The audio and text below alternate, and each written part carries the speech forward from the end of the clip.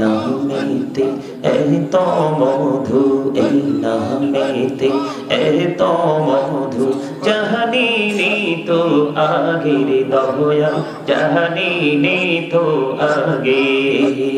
যতই জপি নামটি তোমার, যতই জপি নামটি তোমার, ততই মধুর লাগে রে দয়া, ততই মধুর লাগে।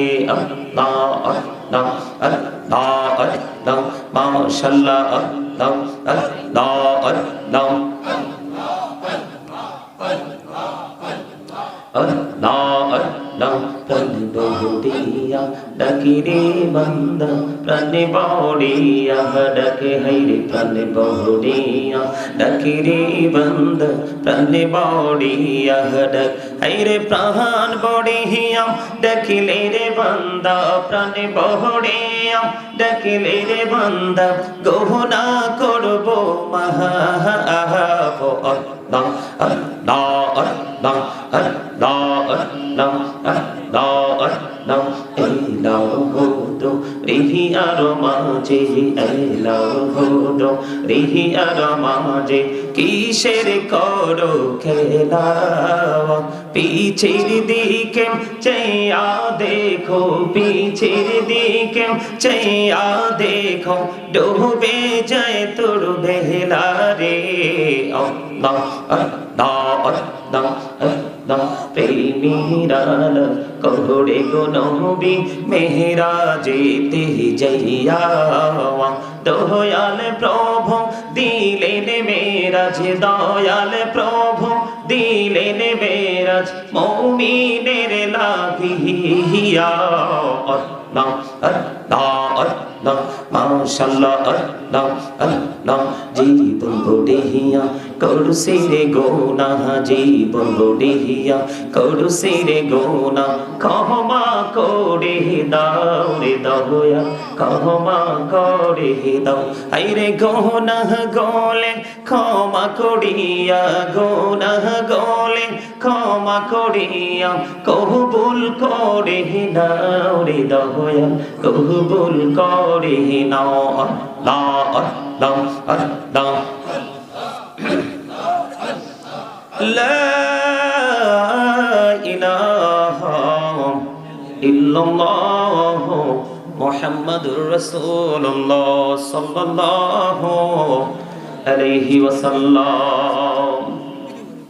সম্মানিত উপস্থিত উলামায়ে কেরাম, দাড়ি পাকা আমার মুরব্বী বাবারা, আমন্ত্রিত অতিথিবৃন্দ, যুবক ভাইয়েরা, পর্দানিশী আমার মা বোনেরা, বিশেষ করে আজকে কালিকাপুর ও পাঁচথবি জামে মসজিদের উদ্যোগে আজকে 23তম বার্ষিক ওয়াজ দোয়ার মাহফিলের আয়োজন করা হয়েছে। আজকে যারা টাকা দিয়ে, পয়সা দিয়ে, অর্থ দিয়ে, বুদ্ধি দিয়ে, শ্রম দিয়ে, সার্বিক সহযোগিতার মাধ্যমে আজকের এই জান্নাতের বাগান সাজিয়েছেন, সকলের প্রতি আমার আন্তরিক সালাম। আসসালামু আলাইকুম ওয়া রাহমাতুল্লাহি ওয়া বারাকাতুহু। আমরা সর্বপ্রথম আল্লাহ রাব্বুল আলামিনের দরবারে লক্ষ কোটি শুকরিয়া জ্ঞাপন করছি যে মহান রাব্বুল আলামিন আজকে আমাদেরকে এই কনকনে শীতের মধ্যে, যেটা স্বাভাবিক পরিস্থিতির চাইতে একটু ডিফিকাল্ট, এই প্রতিকূল অবস্থার মধ্যে থাকার পরেও সমাজের সব মানুষ, গ্রামের সব মানুষ উপস্থিত না, আমরা সেটা দেখার পরেও আমরা আমাদের জীবন যুদ্ধকে জয়ী করার জন্য এই শীতের মধ্যে জান্নাতের বাগানে আসতে পেরেছি, বসতে পেরেছি। আল্লাহর হাবিবের সামনে কয়েক মর্তবা দুরূদ ও সালাম, আল্লাহর জিকির করার তৌফিক আল্লাহ আমাদেরকে দিয়েছেন, সেই শুকরিয়া দান সকলে একবার করুন আলহামদুলিল্লাহ। আলহামদুলিল্লাহ। আপনারা জান্নাতের বাগানে আসতে পেরে, বসতে পেরে সবাই খুশি না? আরো জোরে বলেন খুশি। সম্মানিত উপস্থিতি, আমি আজকে আমার আলোচনার শিরোনাম, যেটাকে বলা হয় হেডলাইন, যেটা দিয়ে শুরু করেছি, আল্লাহ রাব্বুল আলামিন বলেছেন, ইয়া আইয়ুহাল্লাযীনা আমানু ও আনফুসাকুম ওয়া আহলিকুম নারা। আল্লাহ রাব্বুল আলামিন বলেছেন, O believers, save yourself and your families from the fire. আল্লাহ রাব্বুল আলামিন আমাদেরকে খুব কঠোরভাবে বার্তাটা তিনি দিয়েছেন। আল্লাহ রাব্বুল আলামিন ঈমানদারদেরকে ডেকে বলেছেন, O believers, save yourself and your families from the fire. Allah বলেছেন ঈমানদারদেরকে ডেকে, ইয়া আইয়ুহাল্লাযীনা আমানু। আল্লাহ ঈমানদারদেরকে ডাক দিয়েছেন। এই উপরে এদিকে চেয়ার দেন না ওনাদেরকে, আমরা মুরব্বী মানুষ নিচে বসেছে, আরিফ ওনাদেরকে চেয়ার দে তো, এদিকে চেয়ার দে, এদিকে চেয়ার দে, এই উপরে স্টেজে চেয়ার দে। মুরব্বীরা এইভাবে নিচে বসে থাকা তো শোভনীয় নয়। আপনারা এদিকে আসেন, আসেন আমার কাছাকাছি হয়ে বসে। এই যে ভিজাটা ইয়ে করে টিস্যু দিয়ে একটু মুছে দে তো। আপনারা ঠান্ডা তো, এই ঠান্ডার মধ্যে নিচে বসাটা আসলে উচিত না। সম্মানিত উপস্থিতি, প্লিজ ডোন্ট ডিস্টার্ব মি। আপনারা কথা বলবেন না দয়া করে। আপনারা মুরব্বীরা যদি স্টেজে এসে বসতে চান, আমি আপনাদেরকে বিনীতভাবে অনুরোধ করব, স্টেজে যথেষ্ট জায়গা আছে, আপনারা উপরে এসে বসতে পারেন। আল্লাহ রাব্বুল আলামিন বলেছেন, ঈমানদারদেরকে ডেকে বলেছেন, কোন বেঈমান, কোন কাফের, কোন মুশরিক, কোন মুনাফিককে আল্লাহ ডাক দেননি। আপনারা কি আমার কথা শুনবেন? এখানে আলোচনা শুনতে হলে আপনারা আমাকে সবাই টিচার মানতে হবে। যতক্ষণ সময় আমি এখানে থাকবো, আমি টিচার হিসাবে আপনাদের কাছে এসেছি। প্রফেশনালি এটা একটা টিচিং প্রফেশন। আমি আপনাদেরকে দিন সম্পর্কে ইনস্ট্রাকশন দিব, যেটা আপনাকে দুনিয়াতে সুখী করবে, আখিরাতে মুক্ত হওয়ার জন্য যতগুলো প্রক্রিয়া, সেই ট্রেনিংটা আমি আজকে আপনাদেরকে সাময়িক সময়ের জন্য দিতে এসেছি। আপনারা নিজেদের, আমি জানি আপনারা অনেকে এখানে এডুকেটেড পারসন আছেন, আপনারা সবার অনেক জ্ঞান, বিবেক, বিবেচনা আছে।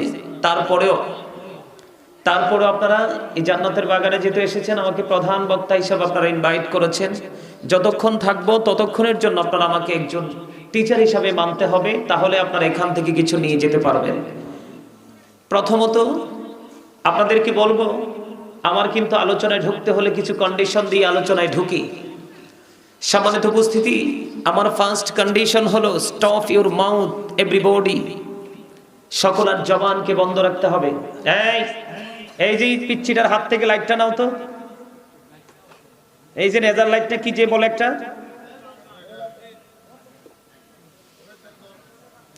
সম্মানিত উপস্থিতি, আমার দিকে তাকান।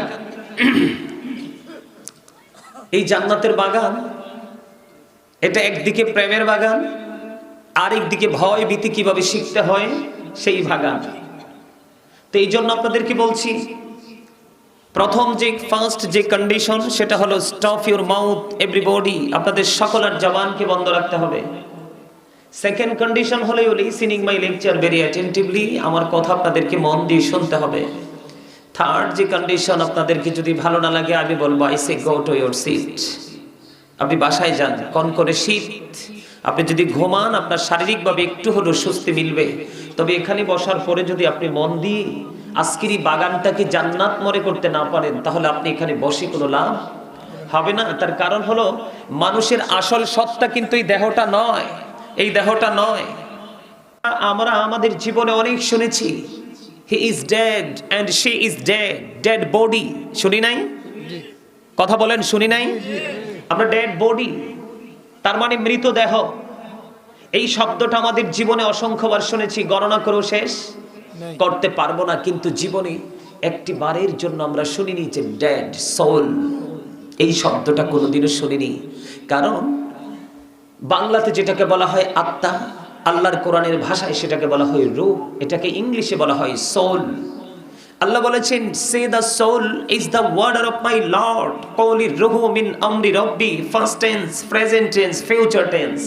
অতীত, বর্তমান, ভবিষ্যৎ। একদিন ছিলাম না, আজকে আছি, আরেকদিন থাকবো না। এই যে থাকা এবং না থাকার মধ্যে পার্থক্য কোন জায়গাটা?